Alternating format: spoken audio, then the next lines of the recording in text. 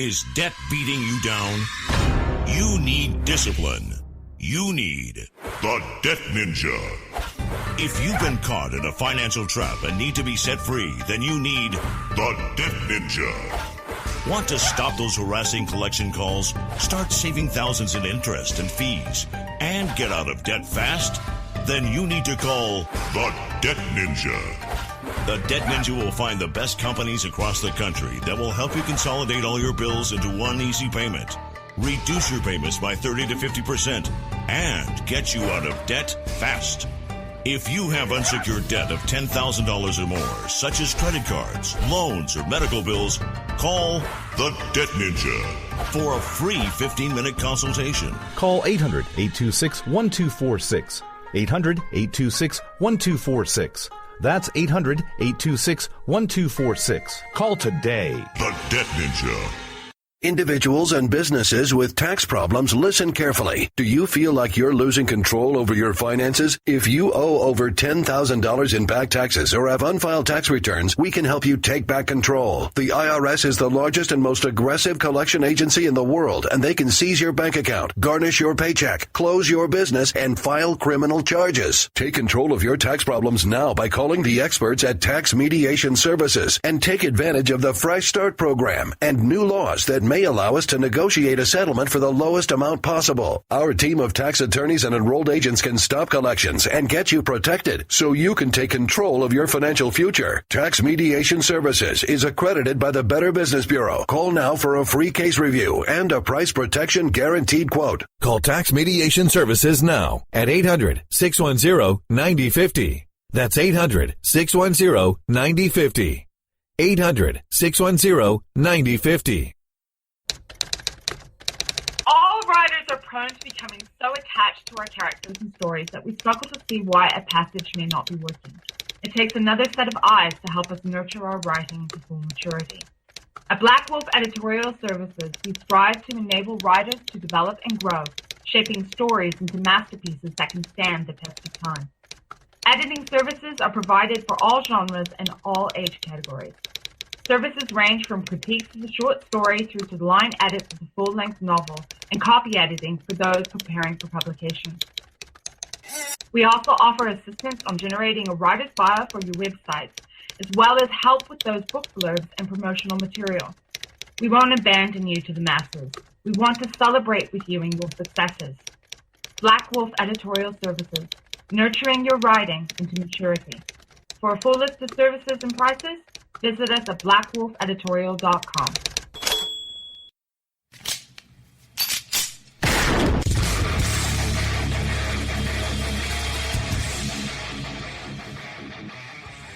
This is Slickery Trigger for Rebel Road Tactical. With proper care and feeding, your pistol will be ready when you need it, there to save your life. Shouldn't your gear be that good? Whether you need a holster for comfortable everyday carry or a tough-as-nails holster for your next training course, Rebel Road Tactical has what you need. Check us out on the web at rebelroadtactical.com.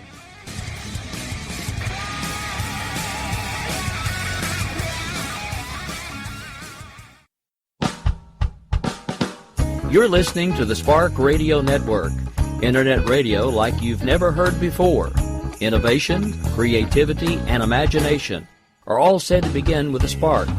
So fasten your seatbelt and take the ride of your life and listen for the spark.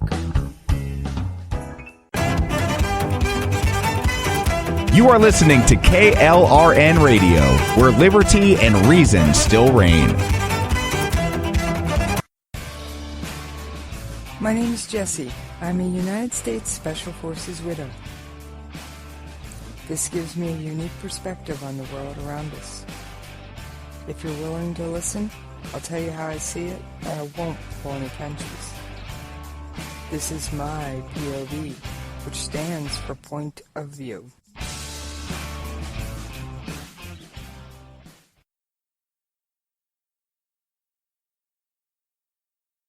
All right, this is Jessie. How y'all doing? You know I miss you when I'm not talking to you. I really do. I'm not alone today. My recurring favorite guest, Justin Kinney, is back with me. And today's topic is religious terrorism and our approach to it. How you doing today, Justin? I'm doing really well. Thanks for having me back. Oh, you are a fantastic guest and so knowledgeable. I always look forward to hearing from you. All right, so before we get into religious terrorism, why don't you give us just the quick thumbnail definition of terrorism so we can compare and contrast it to religious terrorism a little bit? Sure. That's actually a little more tricky than you might think, because there's a lot of disagreement about terrorism, especially when you go global, because there's the kind of common saying that one man's terrorist is another man's freedom fighter. So there's kind of a little bit of a distinction here. But the general definition is any group that uses violence or intimidation in the pursuit of some sort of political, social, or religious aim or goal. All right. I think that was the kind of definition I was looking for there, Justin. And I know you can have 3 people on this topic and 6 opinions. Absolutely. So, all right. So what makes, obviously with religious terrorism, they've got a religious goal, but what else makes them different? So religious terrorism differs from other forms of terrorism for a couple of reasons. And there's a famous terrorist scholar named Bruce Hoffman. He characterizes having 3 different traits that you almost always see in it. Usually it's having some sort of religious goal or aim in addition to any sort of other goals. So, for instance, like ISIS right now, they want to end the world. That's their religious aim, but they also have a political aim of wanting their own state as well. And so you'll sometimes see kind of an overlap of the two. But religious terrorism has to have some sort of religious or theological aim to their goals. You'll also see religious terrorism tend to have clerical figures in some sort of leadership capacity. And then frequently you will see apocalyptic images of destruction as some sort of justification for their actions or to explain why they're doing what they're doing or even to gain recruits. Okay, so that sounds a lot like Daesh or ISIL and the Islamic State in Baghdadi. Yes, it is. There would be a classic case of religious terrorism.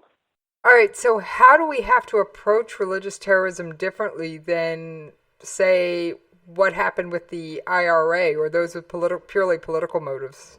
That's a great question, and I think it's important to take a step back and go a little bit into history. Last time I was on the show, we talked about kind of the different waves of terrorism. There's the anarchist wave, the anti-colonial wave, the new left wave, and the religious wave, which is what we're in right now. And if you look historically, these waves of modern terror have lasted about 40 years or so on average.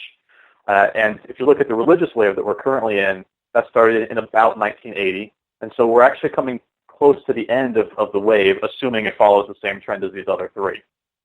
The problem is... Oh, sorry, go ahead. So do you think they are going to end soon, or do you think they're going to manage to somehow fight the trend and keep on going? That's a question a lot of people are trying to answer. And what we're seeing is that there may be some indications that religious terrorism is in some way a different phenomenon than, say, an anarchist group. We're seeing, especially in the last few years, a real rise in it, instead of what you would expect to be kind of a diminishment as we're getting close to the end. And we're seeing religious terrorism being different and more difficult to combat. Partly maybe because they're looking to their faith as a sort of inspiration, and that's a harder thing to combat than, say, just simply a political goal. You would think when somebody looks to their faith as a source of inspiration or their worldview, this provides a unique incentive structure that's not there in political terrorism. You tend to see religious terrorists fight harder. They fight longer, so they'll last longer in battle. They cause more devastation and death. There's a statistic, I think it's from roughly 98 to 2005 or so, about 6% of all terrorist acts were religious in nature, but they caused 30% of all the deaths. Wow, now that's they something... cause a lot more devastation. That was something I didn't know, that religious terrorists cause more devastation than excuse the term, garden variety political terrorist.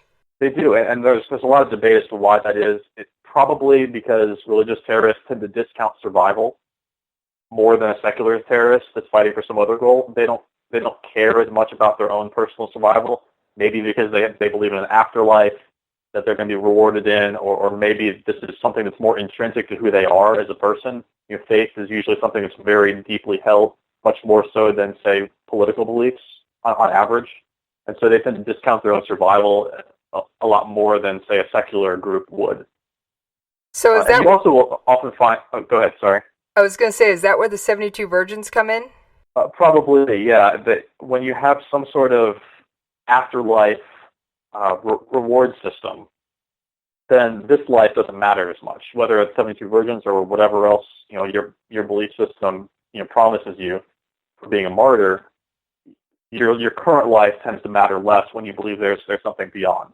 And so you're more willing to fight, longer, harder. You're more willing to put your life on the line. And in particular, you tend to cause, again, more devastation, more death because of that. All right, so I know when I have a religion and everything, I do have an understanding of afterlife. So these terrorists are truly not even scared by death. So how do we defeat them? Yeah, that's where it gets really tricky, and it's something that we are learning as we go along. Because, as I said, this is kind of a newer wave. It's only been around the last 35 years. Well, I shouldn't say that. There has been religious terrorism for centuries. It's really taken off in the last 30 to 35 years. And it gets tricky because, religious terrorism often has an ideology that's very uncompromising. So things like,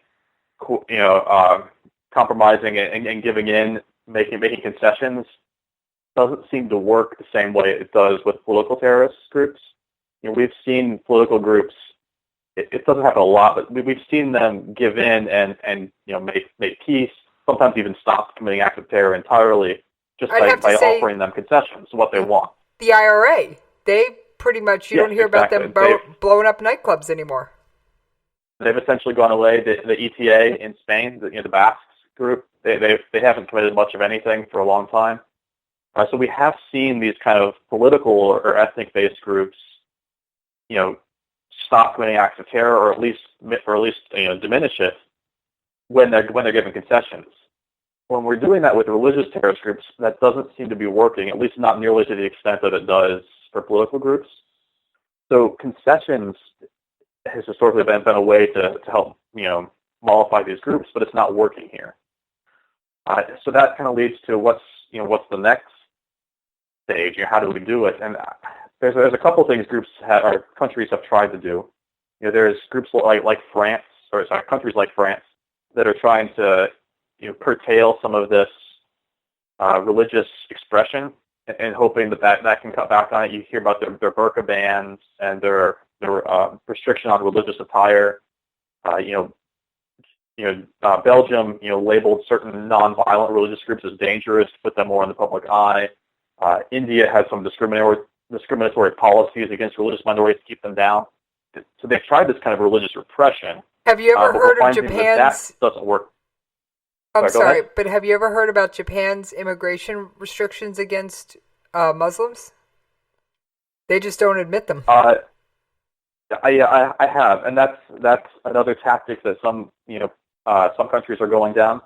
But we are finding, though, that religious repression and this sort doesn't seem to do a whole lot in the long term, because it actually, what it does is it has a tendency to weaken the moderates in a particular faith. So, say it tends to weaken the more moderate Muslims, say in the Middle East, but it increases support for extremists because now it's creating kind of an us versus them mentality. They perceive them as being under attack. It gives the extremists more justification. So we're seeing this kind of religious repression doesn't seem to work either. And so we're running into some difficulties with how do we combat this. And it's actually part of the reason why I suspect this wave will end up lasting longer than the other three have. Okay, so if they're not scared of death and they think that Bakr al-Baghdadi is the eighth imam? Yeah, I think he's the eighth. And they think the rest are going to come in quick succession. And you brought up an interesting point just before we got on air that we believe some sources are reporting that Baghdadi is trapped in Mosul. Yes, yeah, that's what they're reporting right now. And then they attack Kirkuk, trying to go, hey, look over here, big shiny object blowing up, in their case. So They've lost Dabiq, their city where they believe their Messiah, for lack of a term, is going to come save them. So how are their plans going to change? What are they going to do? Are they going to try and retake Dabiq, or are they just going to accept the fact that Dabiq is no longer their city? Yeah, that's a great question, and what we're seeing, at least so far, is that they've actually shifted in their rhetoric. They're now kind of downplaying that prophecy, saying, Dabiq wasn't as important as as we had claimed. It's not that important to the long-term goals. That wasn't correct. So they're kind of downplaying that prophecy a little bit. I don't know if that will continue or if they're going to fight to get it back. I imagine eventually they'll shift and start trying to fight to win Dabiq back. But at least temporarily, they're trying to really downplay that to make it seem like that's not as big of a deal as it would have been, say, 6 months ago. Now, their magazine, is it still named Dabiq, or haven't you heard on that note? It was last time I checked, and that was not that long ago. So unless they've changed it since Dabiq was overtaken, I imagine it's still called Dabiq. Interesting. So they've changed the prophecy, but not changed the magazine title. Intriguing. So yeah, they're trying to change the interpretation of it to say, it's not really that big of a deal. It's small potatoes compared to our long goal. So are they still an apocalyptic group? I would say yes. They are. Right now, they're kind of panicking, I believe. They're not quite sure how to handle Dabiq being lost, so I think they're kind of undergoing a little bit of a shift. It will be interesting to see what comes out in the next 2 to 3 months as they kind of regroup a little bit. They're probably not super worried about the ideology right now while they're under attack at Mosul, which is their kind of de facto capital. But they will have to kind of regroup and reconsolidate their ideology in the next month or two. Well, okay, wait a minute. I thought Raqqa was their capital, at least in Syria.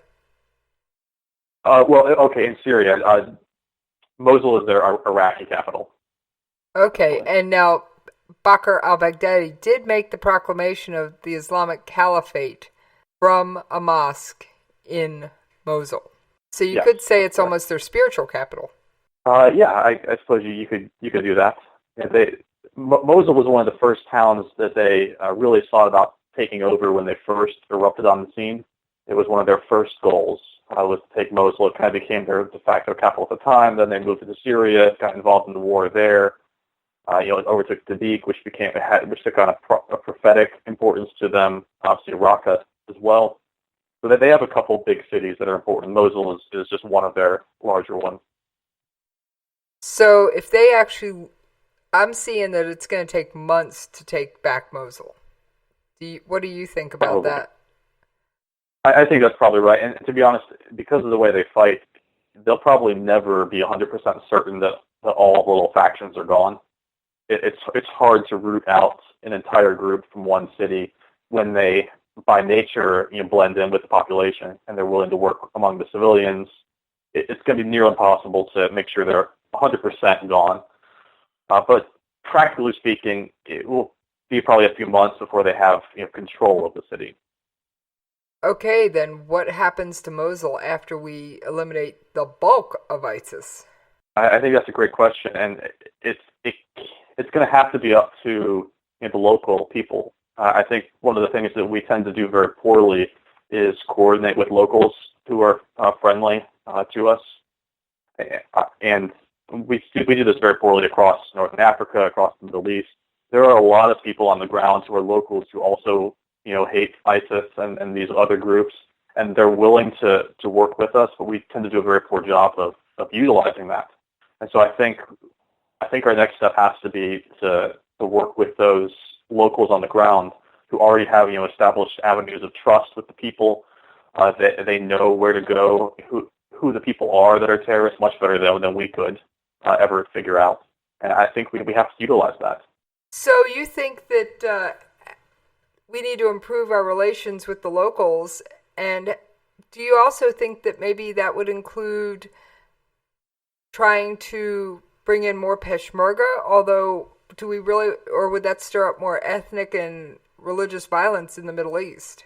That's a tough question to know for sure. I imagine that might actually end up stirring up more. I'm thinking more along the lines of the average civilian population. The peaceful the peaceful groups who are there. There's a lot of peaceful activists, especially across northern Africa, that are trying to combat the ideology, which I think is key to attacking terrorist groups, is to undermine their ideology.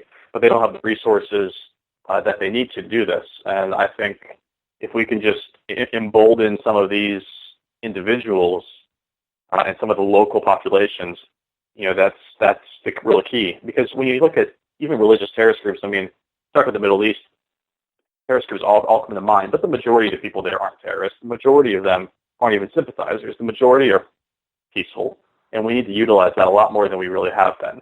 I think in the past we've done that very poorly. We have a tendency to arm one insurgent group over another, and I think that's a mistake. Yeah, time and time again, we tend to see that backfiring. Yeah. Just look at when we armed people against the Soviets in Afghanistan and what came out of that. Absolutely. The Taliban was essentially armed by us, by the CIA. They weren't called the Taliban at the time, but they became the Taliban using U.S. weapons because we had seen it as kind of this anti-Soviet fight, during the Cold War. And all that backfired on us when the Taliban emerged using our own weapons against us. And we're seeing the same thing with ISIS now, is a lot of their weaponry is, Western made.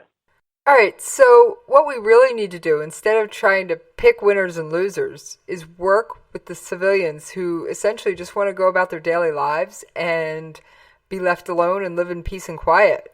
I believe so, because by utilizing them, they are probably the best resource we have. They are almost by nature a peaceful, ideology.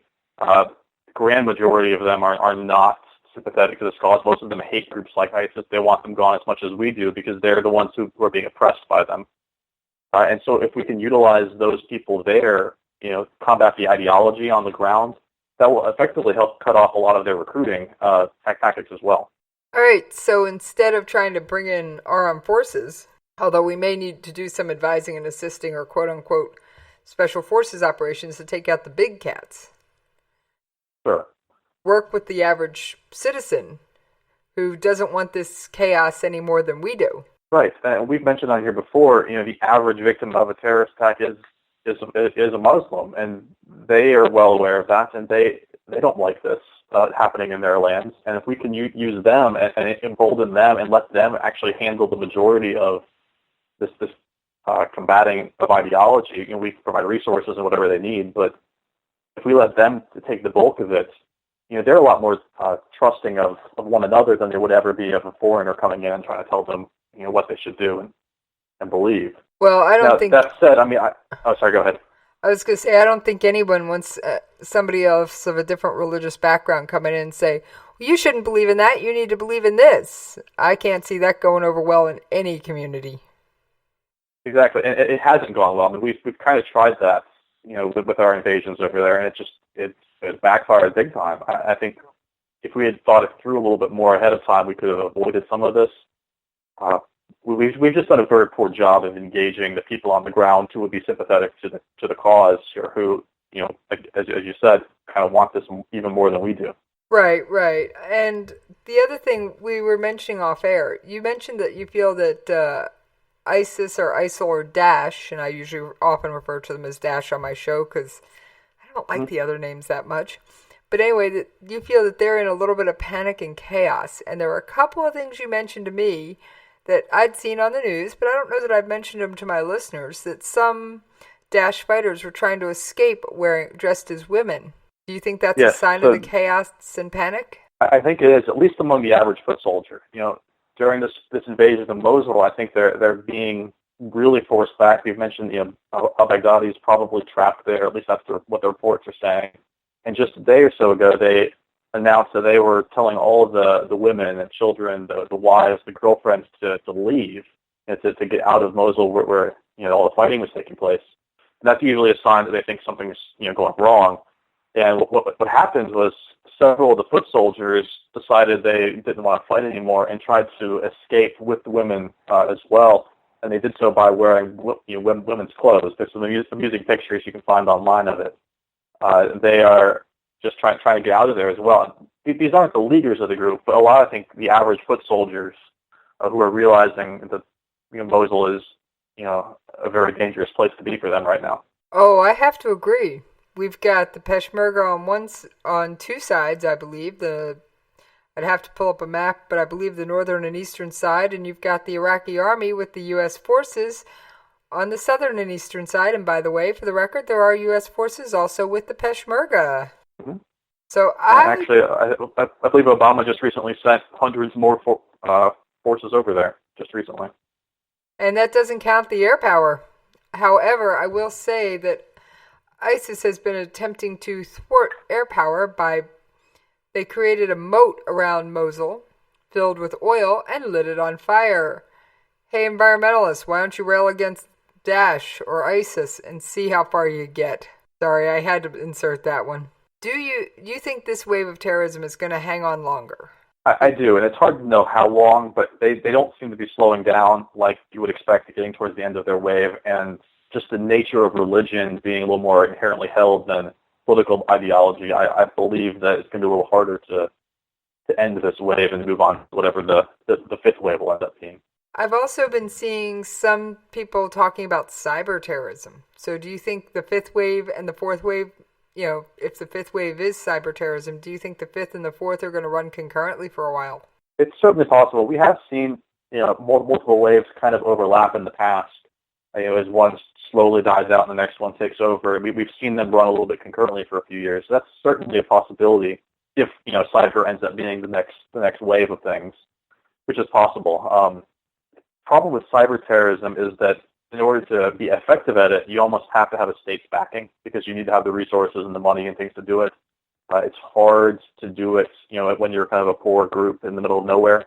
So that may end up being more of a state tool than a terrorist tool, but there are certainly groups like, say, Anonymous that have the capabilities to do some damage if they really wanted to. Oh, in fact, while we were recording, Internet infrastructure company DYN says third well-planned and executed denial of service attack is underway.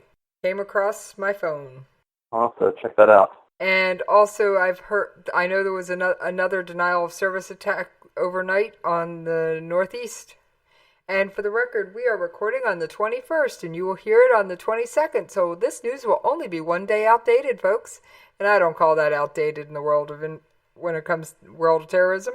Because unless we can get ISIS to dry up and blow away overnight, which I highly doubt, Justin, this is still going to be a relevant topic tomorrow. No, it absolutely will. And I mean, we've been talking about kind of this challenging ideology on the ground, and that's really a long-term strategy. That's not going to change hearts and minds overnight. That cuts off recruiting arms, so that they can't recruit new members. But that doesn't do a whole lot for the people who are already members. So even if we use that tactic, and even if it's wildly successful, that's still a long-term strategy. That's nothing that's going to help much in the short term. So what should we do in the short term? I mean, obviously we can't change our interaction with the locals on the ground overnight, although we can try. But that doesn't mean they're going to trust us tomorrow if they didn't trust us today.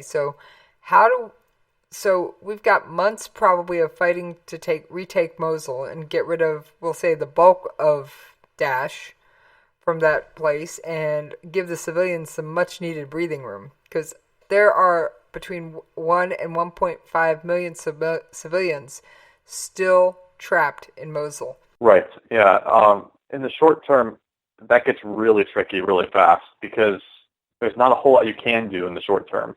You can start laying the groundwork for things in the long term. It's never too late to start trying to make these efforts to bond with the locals and to embolden them to do what needs to be done. In the meantime, I think a military presence is important. I think we need to keep forcing them out of places like Mosul. You're not going to change the minds of everybody, even if the ideology is wildly successful. And we change it. That's not going to change everybody. That will change the new recruits. That will change the average foot soldier maybe, on the ground if they only joined because they wanted a job or something. But it's really not going to change much of the hierarchy of the group. And I think to defeat them, you either need to find some way to de-radicalize people, which there's been kind of scant evidence that it works much in the past, a little bit of evidence, but not a lot, or you need to eliminate them militarily. Right. And another interesting news story, you know me, I'm just the consummate news junkie.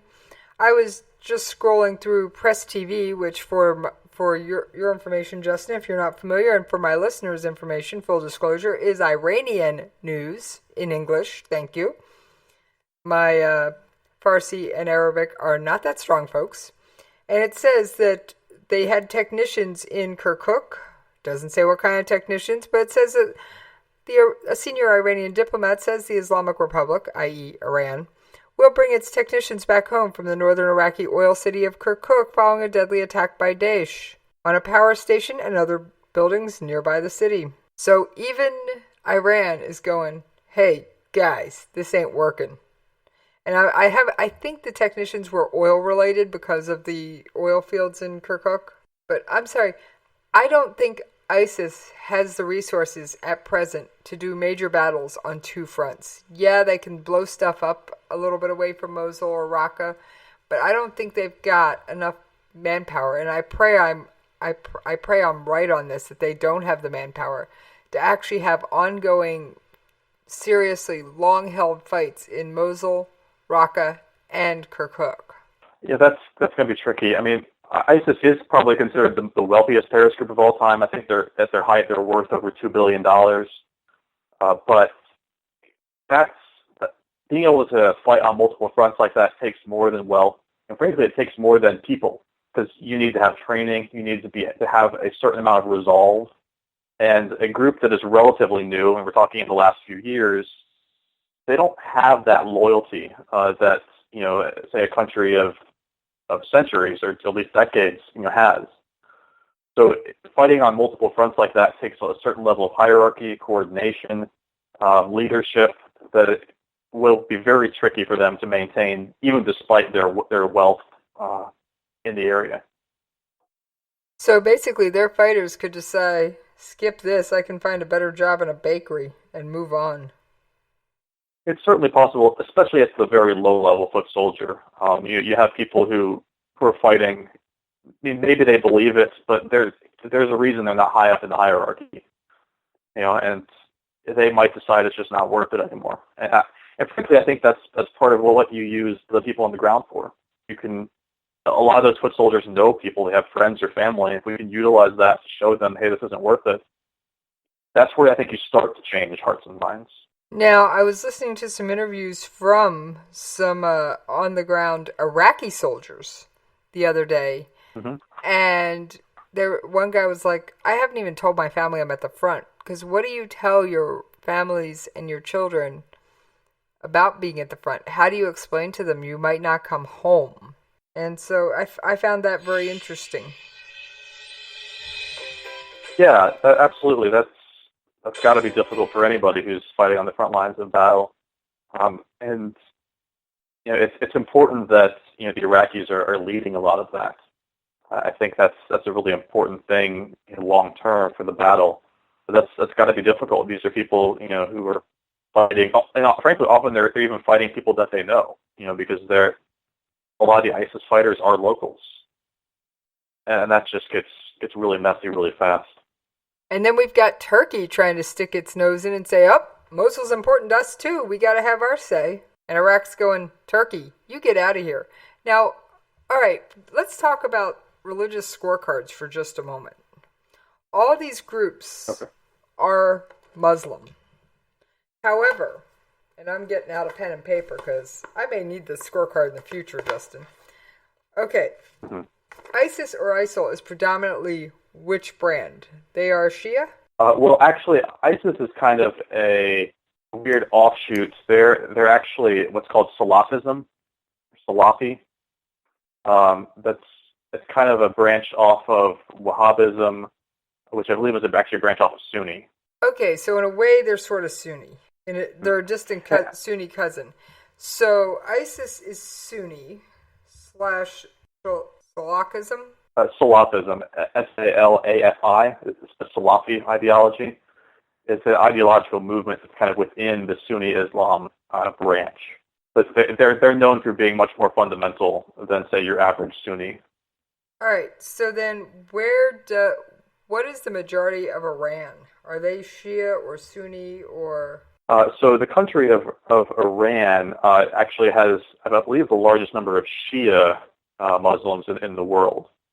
They are, let me think. Iran, yeah, they're a lot more split, I believe. They have much more Shia than Sunni, which actually makes them unique. Worldwide, most Muslims fall under the Sunni heading by a large margin. I think it's like 90% are Sunni, or something very high. But Iran is actually more Shia than Sunni. Okay, so Iran is more Shia than Sunni. ISIS is Salaf, which is a branch off Sunni. Saudi, isn't that where Wahhabism got its basic footholds? Yes. So Saudi Arabia is essentially Wahhabi. Okay, so which is a branch off of Sunni as well. They're also Sunni. Okay, so Saudi is Wahhabi and Sunni, and Iraq's divided. But what are its? We all know that it's kind of all over the place. But what are its overarching principles? In Iraq, I'm sorry. Yes, Iraq. Okay, so Islam in Iraq is split between Shia and Sunni. I want to say it's like 2-1 Shia to Sunni, but it's certainly much more split than a lot of other countries. Now, they're a little bit more diverse as well in that sense. Most places are largely one or the other, but I want to say it's 60% Shia, 30% Sunni, something to that effect, and then 10% other. And wasn't Saddam Hussein Sunni? Yes. So Saddam was taking the minority Sunnis to oppress the majority Shias, and that's how that whole internal Iraq conflict started. Yes, that's correct. All right.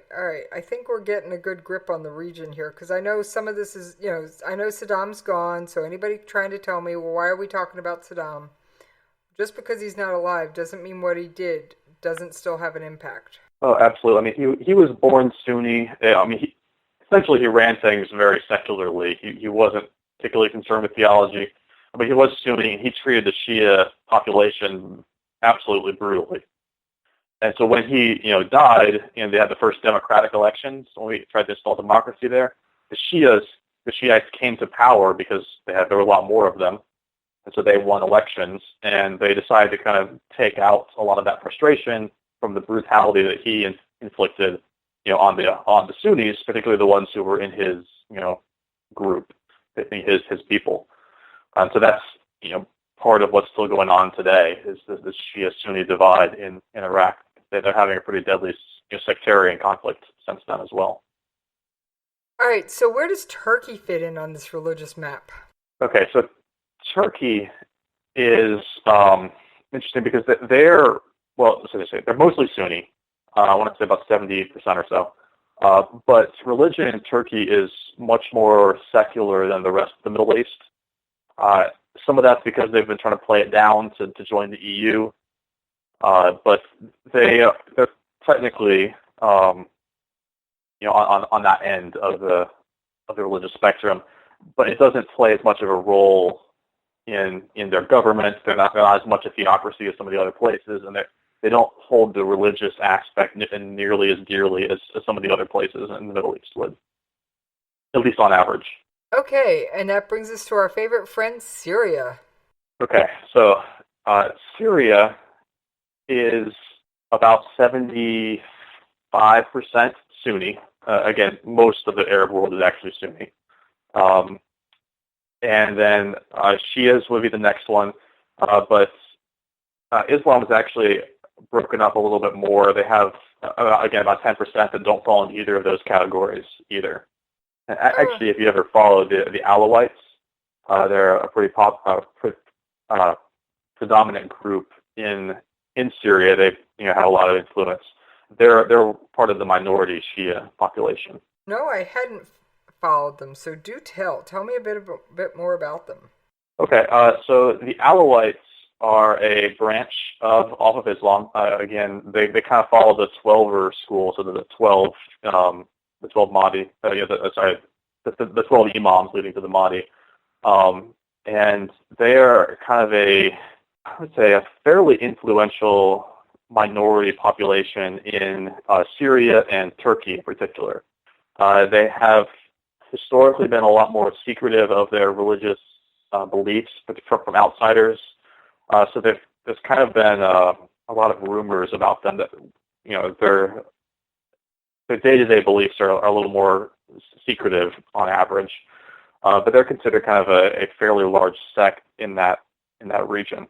Okay, and do you know how much they influence things politically?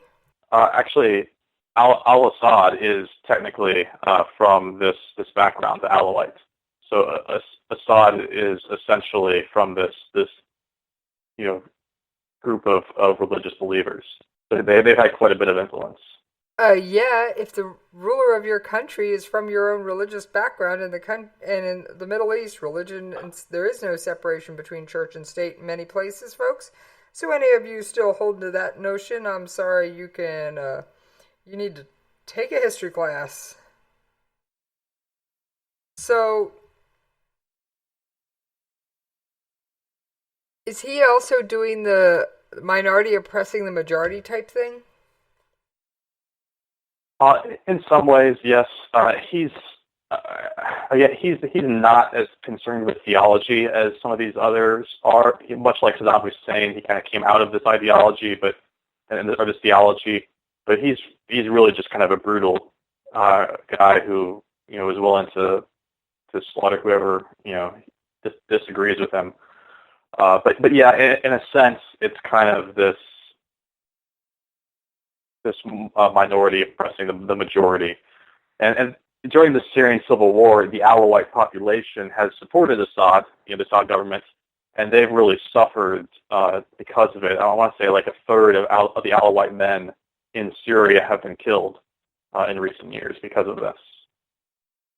And they were killed by mainly Sunni opposition. Okay, the Alawites are kind of they're a small bit of Shia, but they're kind of their own little sect of Shia, and so it's mostly Sunnis who oppose them, and they've like I said, up to a third or so of the men of the Alawite sect have been killed in this conflict. All right, so I've been trying to get a good overview of the religion in this area, and I thank you for providing that. I know it wasn't quite the topic we were trying to bring to the forefront today, but without this background, it's hard to discuss the rest of it. It is, and I don't claim by any stretch to be an expert on all the different sects of Islam and branches of it, but it's important to at least know the basic ideas behind them, because that actually explains a lot of the conflict that we're seeing. I mean, you can't understand Iraq right now if you don't understand the history of why Saddam oppressed certain peoples. Right, and then, like you said, the split between Shia and Sunni goes back millennia, not just, hey folks, it's longer than a decade. It had to do literally with who was going to succeed Muhammad. Yeah, absolutely. Yeah, it goes back a long way. So they've been fighting, ever since Muhammad essentially died, and there was conflict over who would take over for him. Right, and that I don't think we're going to get them to agree next week, or next month, or even next year. I think that's just one of those, it's ingrained, and I don't think, no offense, there's a hill of beans we can do about it. It's not like we can force a religion, excuse me there, Justin, to have a reformation. No, it's going to be very difficult, and too, as I mentioned before, Iran is kind of the big Shia country in the Middle East. Iraq will probably be second to them. Maybe Azerbaijan is up there as well. But the rest of the countries around them are primarily Sunni in nature, and so this conflict is all kind of stemmed in that one region of the world. And that traces all the way back 1,400 years or so to this, the 600 ADs when Muhammad died. Right, and if they couldn't agree 1,400 years ago, I don't see them suddenly deciding, oh, well, we'll sit down and talk this out like quote unquote moderate people, because 1,400 years of separation does not get overcome at a table with a meeting, I don't think, Justin.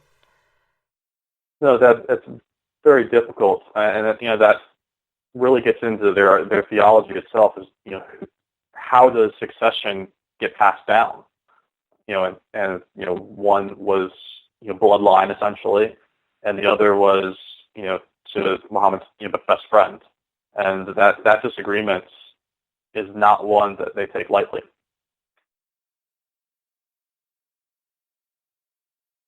And if you missed that episode, I believe that was our second episode that we did together, Justin. I believe that's right. Yeah. All right, so I'm going to ask you to hold your thoughts while we take a commercial break, because I just looked up and we are past the bottom of the hour. My, oh my, how the time flies. All right. You can lay down if you wanna. You can run away if you wanna. You can pretend that this is totally okay if you wanna.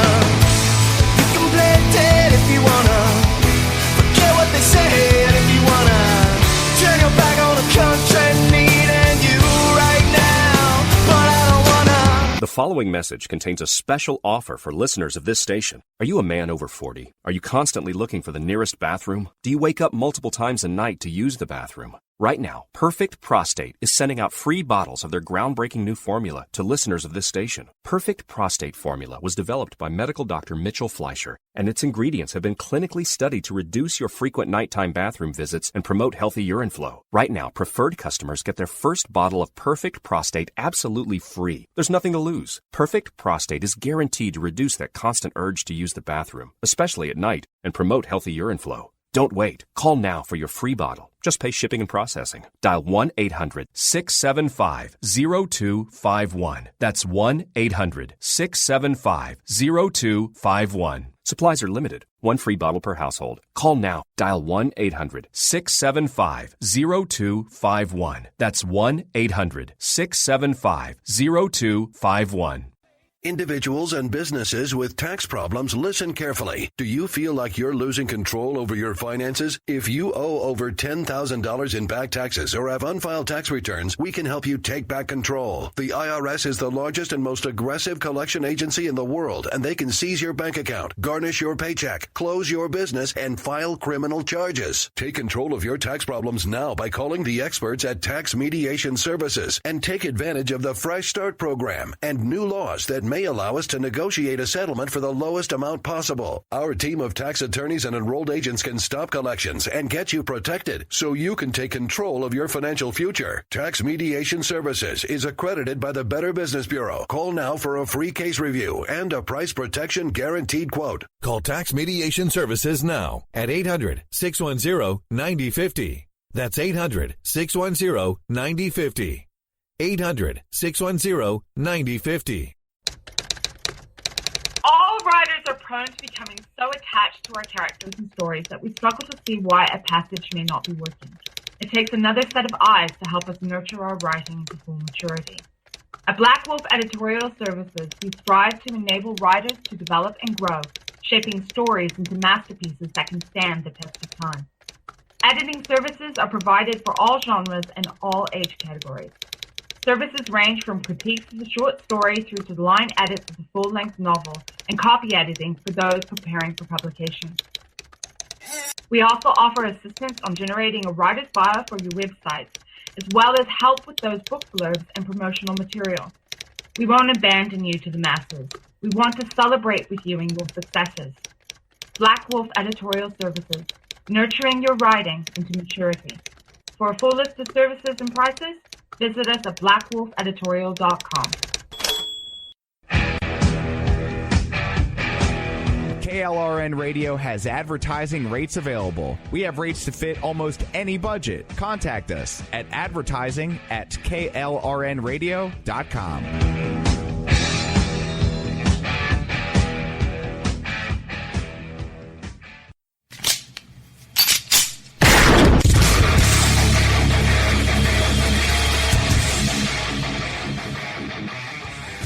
This is Slickery Trigger for Rebel Road Tactical. With proper care and feeding, your pistol will be ready when you need it. There to save your life. Shouldn't your gear be that good?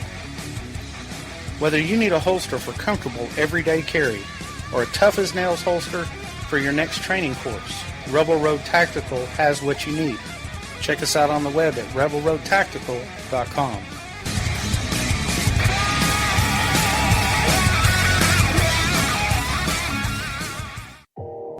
You are listening to KLRN Radio, where liberty and reason still reign.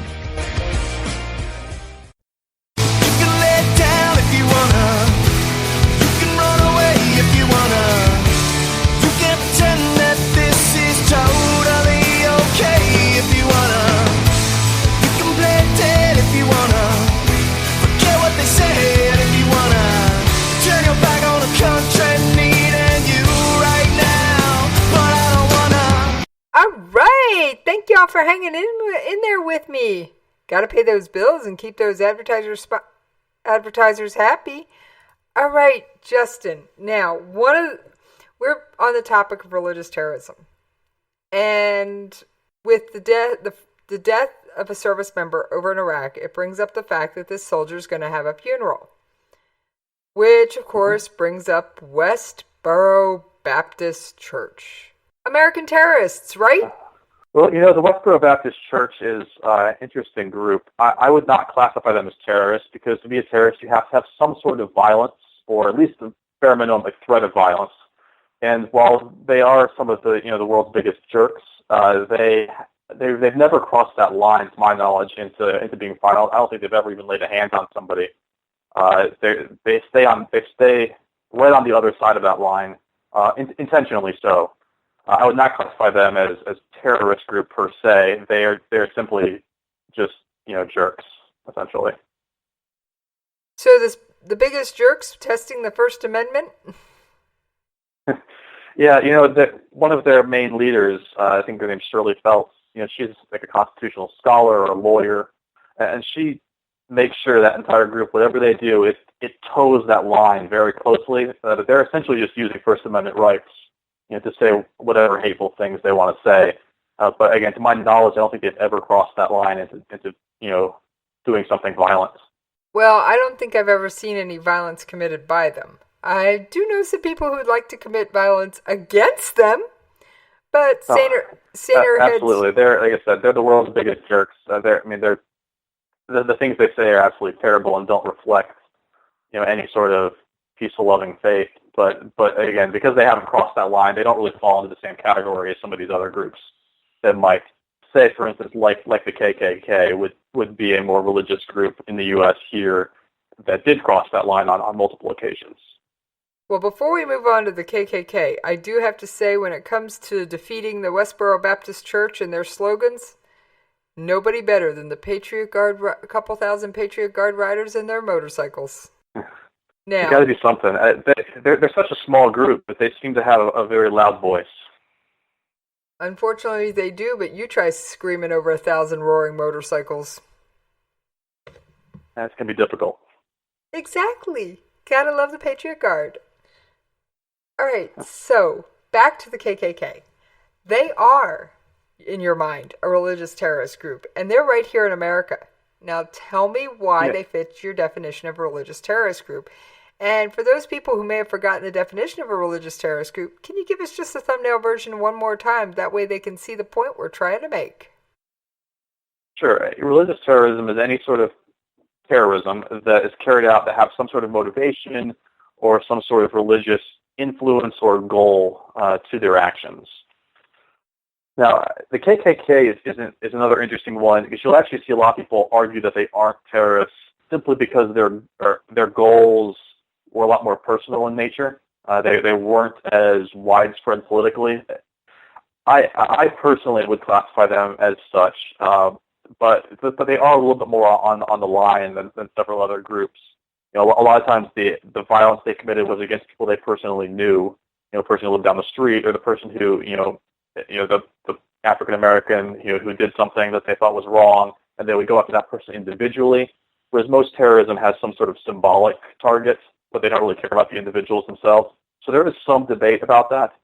But the fact is, this is a group that carried out a lot of violent actions based on a political ideology, and they defended a lot of it, or tried to justify a lot of what they're doing with religious ideology as well. All right, so that, in your mind, puts them right in the terrorist spectrum.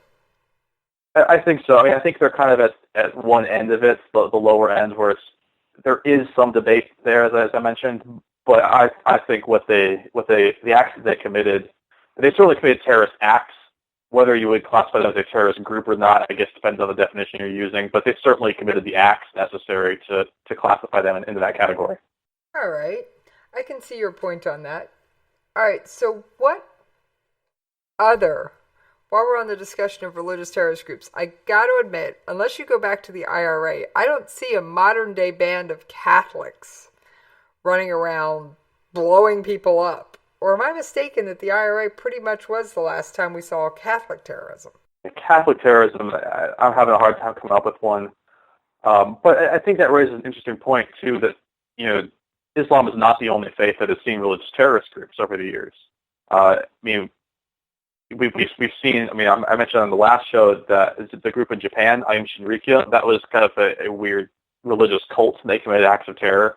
You have the LRA in Africa, the Lord's Resistance Army, led by the infamous Joseph Kony. That's a terrorist group as well that's not Islamic in nature. We even had here in the United States the JDL, the Jewish Defense League. That was back in the 60s to maybe 90s or so. They committed several acts of terror as well here in the U.S. And that was a Jewish group in particular. So there have been other groups that fit the same category. But by and large, they have been mostly Islamic in nature during this particular religious wave. All right, so the Muslims are the Islamists, and I'm talking about the radical ones. Mm-hmm. Your average mosque-going neighbor who goes to prayers on Fridays and keeps a halal diet is not the problem. It's the ones who... No, of course not. And most Muslims don't. Most Muslims aren't even sympathetic. The grand majority don't fit this category. But for whatever reason, most terrorist groups today, anyway, seem to have an Islamic background or be Islamist in nature in some way or form, in some shape or form.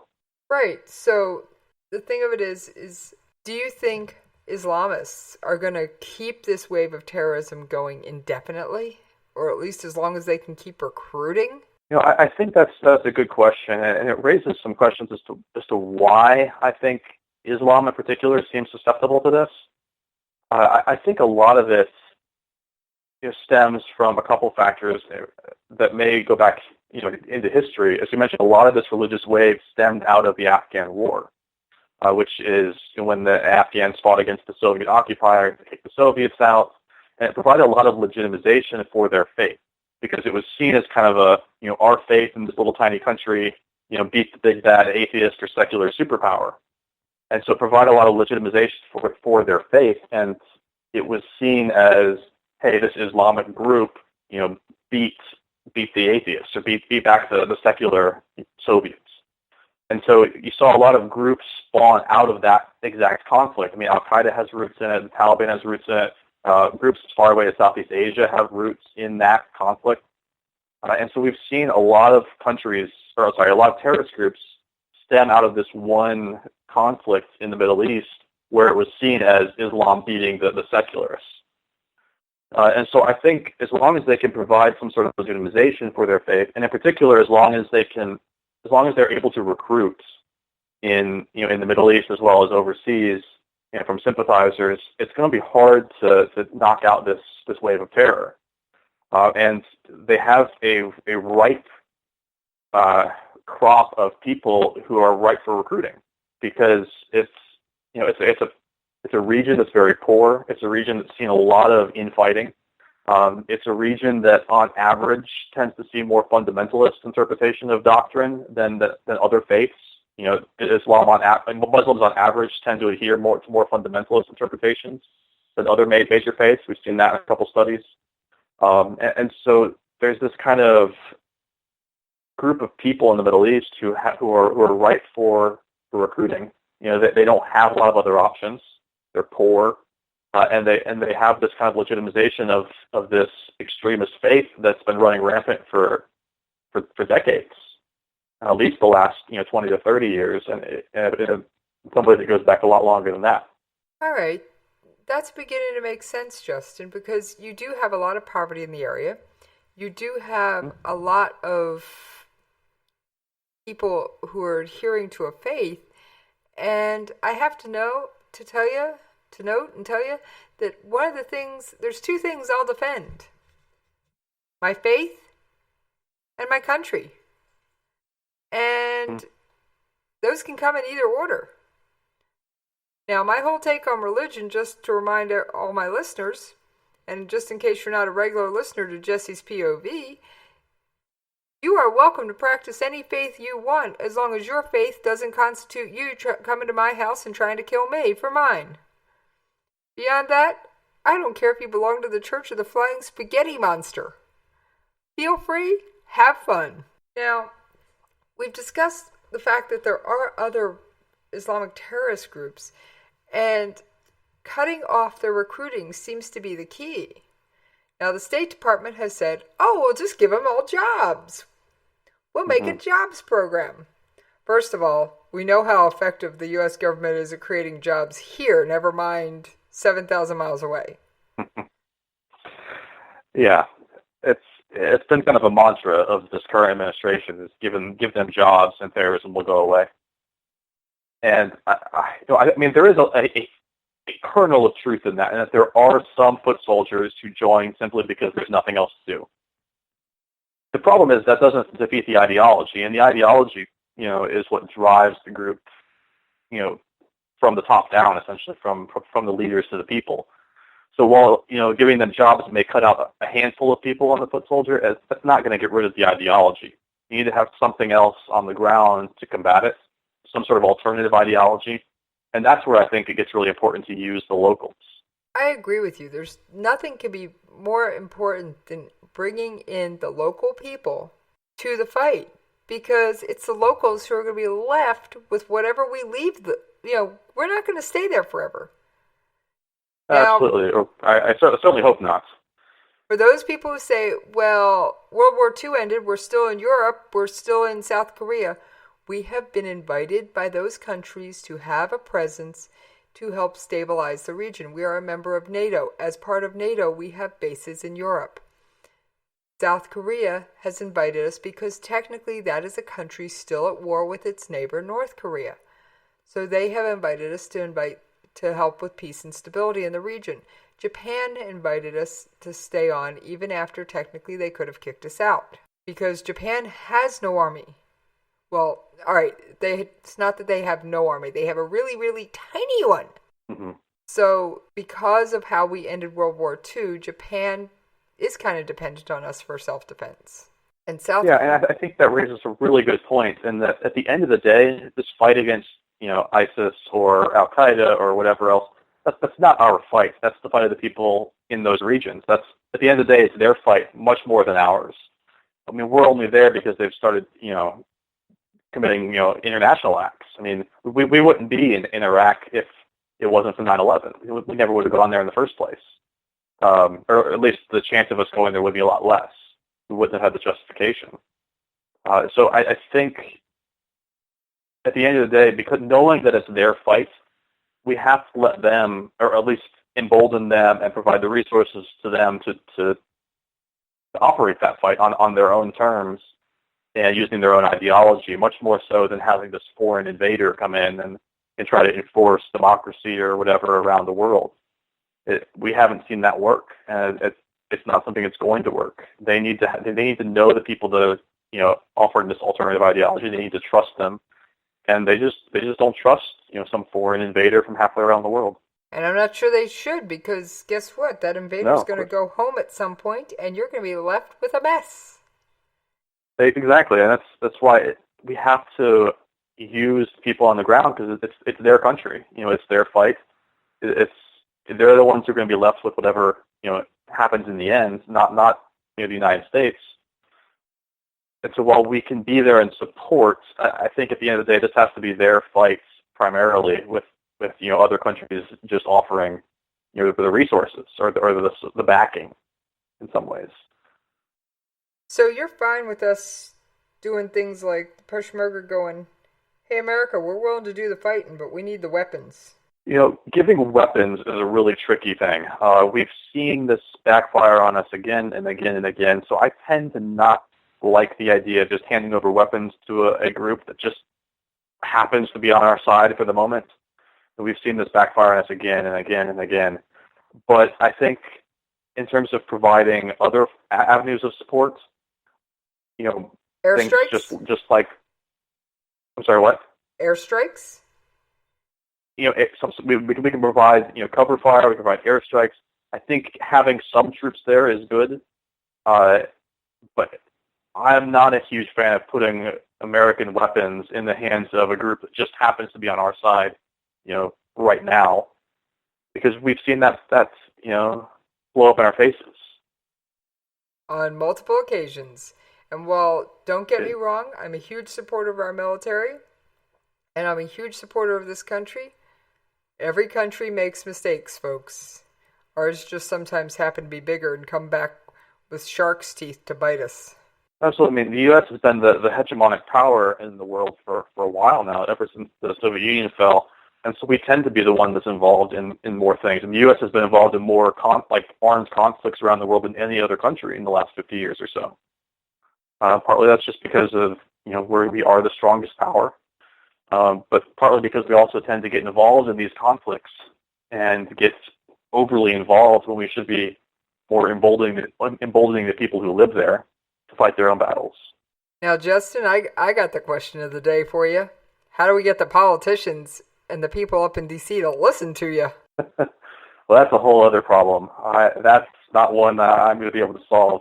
I mean, historically, we see a big divide between the political scientists, the ones who study this, and the ones who actually make policy. And historically, there's always been a problem communicating that the politicians who make policy don't like listening to other people, by in part the fact that they got into power simply by being the most charming individual. They think that they know everything.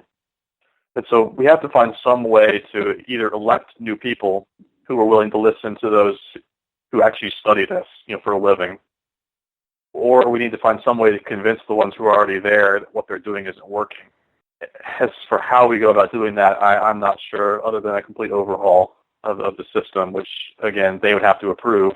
So I don't know that that's going to work a whole lot. Good luck. But, yeah, that may be one of the trickiest parts of all, is getting the politicians to listen. I do think there are a handful in Congress who do, but by and large, most of the ones in Congress are not there, to serve, the ones or to listen to the ones who are actually doing the research and actually studying a lot of this. Now, I know we've kind of run down a rabbit trail. We tend to do that, but I'm fine with it because I think we've covered what we were trying to cover, and the rabbit trails, I think, just add flavor and color. Yes, they do. So, other than trying to do a complete overhaul in D.C., which I think would take a lot more time and effort than either you or I have, and trying to get actual politicians to actually, hey, wake up, smell the coffee. And I would argue with the current election cycle, we're actually moving in the wrong direction on that as well. So it's not even moving in the right direction. Oh, to quote one of my show hosts from another show, America Off the Rails, Rick Robinson, we've got a choice between the criminally insane and a criminal. Yeah, so we, as a country, we deserve what we're going to get with this next election. So whatever it is, we're going to deserve it 100%. Like I said, it's the next 4 to 8 years is going to be a roller coaster. Fasten your seatbelts, folks. All right, on that note, as we do at the end of every show, why don't you give out your social media and any other contact or background information you want to give? And people, if you want to yell about the show content, you can email me at jessiespov@klrnradio.com. I will pass either positive or negative comments on to Justin. So if you want to yell about the content, it's my show. I'll take the heat. Now, Justin. All right. Your contact information. Sure. So the best way to contact me is probably through Twitter right now. I have my personal account, which is Justin R_Kinney. And then I have an author account. I've mentioned on here in previous shows I am a fiction author. I wrote a book called Precipice. It was written under my middle name, J. Robert Kinney, and I have that as a Twitter handle as well. And then I also have an author page on Facebook. That's just J. Robert Kinney, and you can find me there as well. All right. Well, as always, Justin, thank you for teaching us more than we knew about the region of the Middle East and helping us develop our religion scorecard. And for those of you who are regular listeners to Jessie's Coffee Shop, I got a surprise. I'm going to sneak in an episode on this Sunday about a special book called Precipice by J. Robert Kinney. And with that, sounds great. I'll definitely be listening. And he didn't even know that, folks, until right now. So, all right, with that note, you know what's coming. I'm out of here!